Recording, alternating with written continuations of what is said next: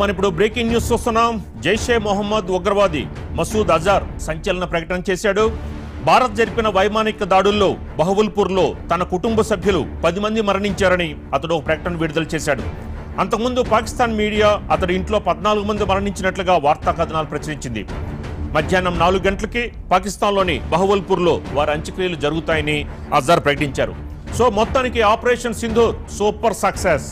ఇదైతే వైమానిక దాడుల్లో జైషే మొహమ్మద్ ఉగ్రవాది మసూద్ అజార్ కుటుంబ సభ్యులు 10 మంది మరణించారని ఆయనే స్వయంగా ప్రకటించడం జరిగింది.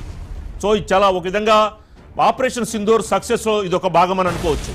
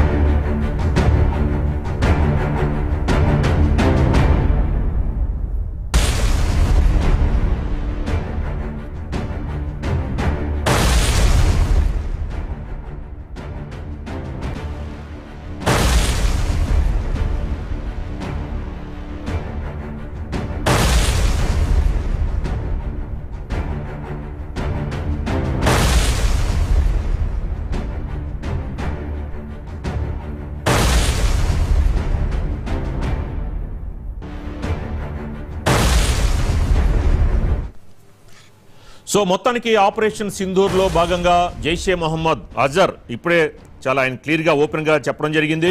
తన కుటుంబ సభ్యులు 10 మంది మరణించారు. ఏదైతే భారత వైమానిక దాడుల్లో తన కుటుంబ సభ్యులు 10 మంది మరణించారని మసూద్ అజర్ జైషే మొహమ్మద్ ఉగ్రవాది చాలా క్లియర్ కట్గా ఓపెన్గా చెప్పడం జరిగింది. మొత్తానికి భారత్ జరిపిన వైమానిక దాడుల్లో బహవల్పూర్లో తన కుటుంబ సభ్యులు 10 మంది మరణించారని ఇప్పుడే ప్రకటన విడుదల చేశారు. మరి ఆయన విడుదల చేశారా లేదా ఈ యొక్క 10 మంది కుటుంబ సభ్యుల్లో ఆయన కూడా ఉన్నారా అనే డౌట్ వచ్చే అవకాశం కనిపిస్తోంది. ఇంతకుముందే పాకిస్తాన్ మీడియా కూడా 14 మంది చనిపోయారు అని చెప్పిన వార్త ప్రచురించినట్టు తెలుస్తోంది. కానీ ఇందులో మసూద్ అజార్ తన కుటుంబ సభ్యుల్లో 10 మంది మరణించారని చెప్పిన ఒక ప్రకటన విడుదల చేశారు. దీనిపై మనకి మరిన్ని ఇన్ఫర్మేషన్ మా ఢిల్లీ కరస్పాండెంట్ శిరీష్ అందిస్తారు. శిరీష్, ఏంటి ఒక విధంగా ఇది సెన్సేషనల్ న్యూస్, చాలా ఓపెన్గా మసూద్ అజార్ తన కుటుంబ సభ్యులు 10 మంది మరణించారని ఓపెన్గా ప్రకటన విడుదల చేశాడు. అందులో అజర్ ఉన్నాడా లేదా ఈ ప్రకటన అనేది మనం నమ్మొచ్చు అంటారా?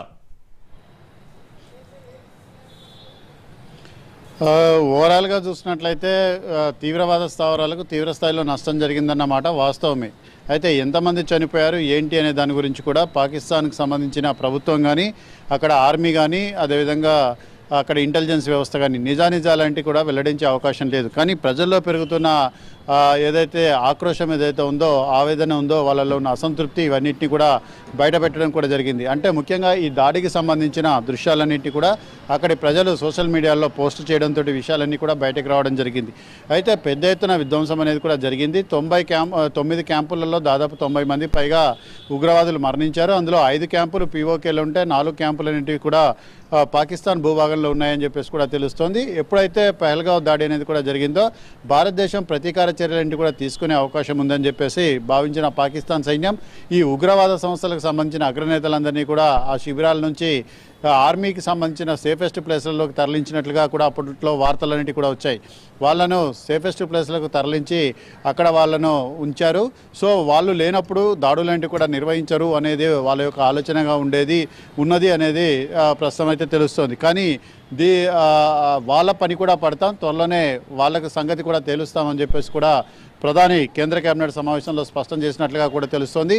ఈ కేంద్ర కేబినెట్ సమావేశంలో ఆపరేషన్ సింధూర్కు సంబంధించిన అంశం అనేది కూడా చర్చకు వచ్చింది. ప్రధాని నరేంద్ర మోడీ జరిగిన ఘటన మొత్తాన్ని కూడా కేబినెట్ సహచరులందరికీ కూడా వివరించడం కూడా జరిగింది. మొత్తం మీద కూడా ఈ ఆపరేషన్ సింధూర్ అనేది proud moment for all of us అని చెప్పేసి ప్రధాని వ్యాఖ్యానించడం కూడా జరిగింది. సో మొత్తం మీద కూడా రానున్న రోజుల్లో మరికొన్ని దాడులన్నిటి కూడా నిర్వహించే అవకాశం ఉంది. జైషే మహమ్మద్ చీఫ్కు సంబంధించి దాదాపు 10 మంది దగ్గరి కుటుంబ సభ్యులు చనిపోయారు, 4 సిబ్బంది కూడా చనిపోయినట్లుగా కూడా తెలుస్తోంది. అయితే మిగిలిన వాళ్ళకు సంబంధించిన సమాచారం అనేది కూడా రావాలి. దాదాపు 9 టెర్రరిస్ట్ క్యాంపులపైన 25 నిమిషాల పాటు జరిపిన భీకర దాడుల్లో పెద్ద ఎత్తున విధ్వంసం అనేది కూడా జరిగింది. అయితే ఆ టెర్రరిస్ట్ క్యాంపులను సమూలంగా నేలమట్టం కూడా చేయడం జరిగింది. భూమి లోపల బంకర్లలో దాకి ఉన్న వాళ్ళని కూడా వెతికి మరి మట్టు పెట్టడం కూడా జరిగింది. దాదాపు 80 మంది టెర్రరిస్టులు చనిపోయి ఉంటారని చెప్పేసి అక్కడ ఇంటెలిజెన్స్ వర్గాల అక్కడ పాకిస్తాన్ ప్రభుత్వానికి అందించిన సమాచారం. సో పెద్ద స్థాయిలో నష్టం జరిగిందని చెప్పేసి కనుక అంగీకరిస్తే ఇది పాకిస్తాన్ యొక్క చేతగానితనానికి, ఆర్మీ యొక్క చేతగానితనానికి, అదేవిధంగా ఇంటెలిజెన్స్ యొక్క వైఫల్యానికి నిదర్శనం అని చెప్పేసి పాకిస్తాన్ ప్రజలు దుమ్మెత్తి పోస్తారని చెప్పి ఈ మరణాల సంఖ్యను తక్కువ చేసి చూపించే ప్రయత్నం అనేది కూడా జరుగుతోంది. అయితే అగ్రనేతలు ఎవరైనా చనిపోయారా లేదా అనే దాని గురించి ఇంకా స్పష్టత అనేది కూడా రాలేదు. ప్రస్తుతం పాకిస్తాన్లో అత్యవసర పరిస్థితి అనేది కూడా ప్రకటించారు. పాకిస్తాన్ ప్రధాని కీలక మంత్రులతో, ఆర్మీ అధికారులతో కూడా సమావేశమవుతున్నారు. సో పాకిస్తాన్ వైపు నుంచి కూడా ప్రతీకార దాడులంటి కూడా ఉండే అవకాశం ఉందన్న సమాచారంతో భారత ప్రభుత్వం కూడా అన్ని వర్గాలను కూడా అప్రమత్తం చేయడం జరిగింది. సాయంత్రం జరిగే మాక్ డ్రిల్స్ అనేవి యథావిధంగా కొనసాగుతాయని చెప్పేసి కూడా ప్రకటించడం జరిగింది. సో మొత్తం మీద కూడా ఈ స్ట్రైక్స్ ఏవైతే ఉన్నాయో జైషే, లష్కర్, అదేవిధంగా హిజ్బుల్ ముజాహిద్దీన్కి సంబంధించిన ఉగ్రవాద సంస్థలపై దాడులు జరిగాయి కాబట్టి వాళ్ళు కూడా దీనికి ప్రతీకారంగా దాడులంటే కూడా నిర్వహించే అవకాశం ఉందని చెప్పేసి కూడా ఇంటెలిజెన్స్ వర్గాలు హెచ్చరించడంతో దీనికి సంబంధించి భద్రతా దళాలు కూడా అప్రమత్తం కావడం కూడా జరిగింది. ముఖ్యంగా బవాల్పూర్, అదేవిధంగా ముర్దిక్ అనే ప్రాంతాల్లో మేజర్ స్ట్రైక్స్ అనేవి కూడా జరిగాయి. ఇక్కడ దాదాపు 25 నుంచి 30 మంది టెర్రరిస్టులు చనిపోయి ఉంటారని చెప్పేసి కూడా ఇంటెలిజెన్స్ వర్గాలు కేంద్ర ప్రభుత్వానికి అందిస్తున్న సమాచారం. శిరీష్, ఇప్పుడే మసూద్ అజర్ కూడా ఒక లెటర్ విడుదల చేశాడు. చాలా అంటే ఆయన ఈ చనిపోవడాన్ని ఆయన చాలా గొప్పగా కీర్తించాడు.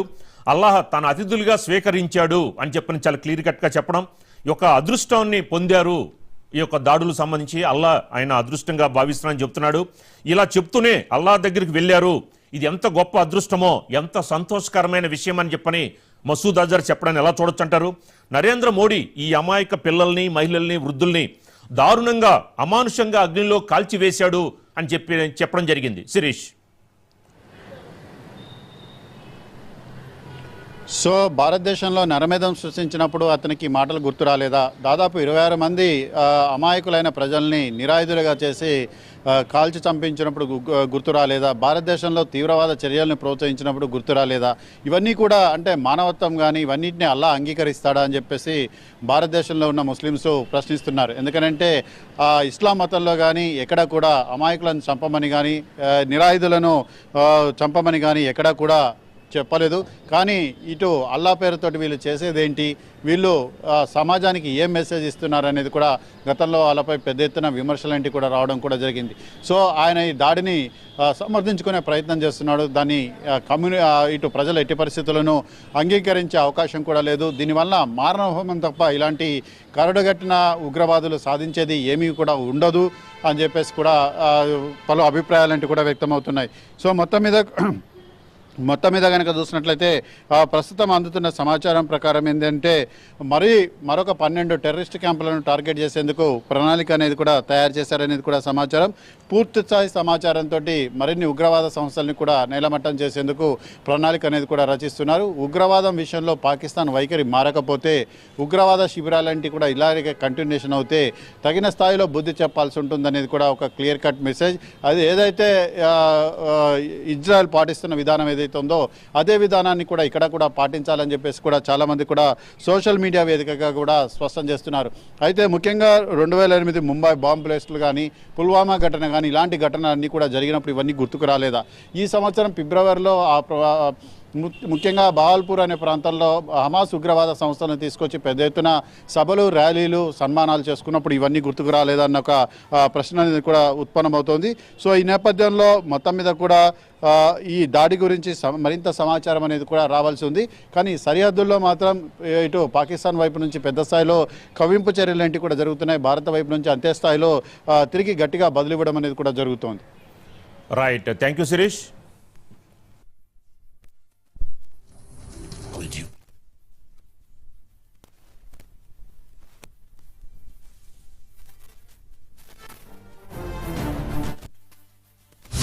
That's my mission.